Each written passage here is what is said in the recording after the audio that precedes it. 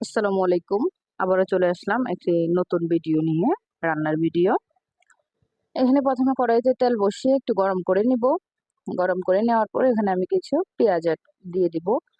পেঁয়াজ দিয়ে এটা আমি একটু নেড়ে চেড়ে নিব পেঁয়াজটা। নেড়ে চেড়ে নেওয়ার পরে হালকা একটু বাদামি কালার আসার পর আমি এখানে একটু লবণ এড করে দিয়ে দিচ্ছি। তারপর এখানে আমি একে একে মশলাগুলো দিয়ে দিব। হলুদ গুঁড়া দিয়ে দিচ্ছি পরিমাণ মতো। আর দিয়ে দিব ধনিয়ার গুঁড়া পরিমাণ মতো। তারপরে যেহেতু লাউ রান্না করব, মরিচের গুঁড়া দিব না, এই জন্য কাঁচা মরিচ ব্লেন্ড করে রেখেছিলাম, ওটা একটু দিয়ে দিয়েছি পরিমাণ মতো। তারপর এখানে আমি এখন পানি দিয়ে দেব মশলাটা কষানোর জন্য।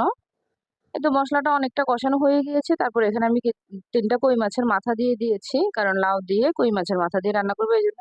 তারপরে এই তো মশলাটা কষানো হয়ে গিয়েছে, মাছগুলো একটু ভেঙে দিলাম। তারপর এখানে আমি সে আগে থেকে কেটে ধুয়ে রাখা লাউটা দিয়ে দিচ্ছি। দিয়ে আমি এটা একটু উল্টিয়ে নিব, যেন মশলাগুলো প্রত্যেকটা লাউয়ের সাথে মিশ হয়।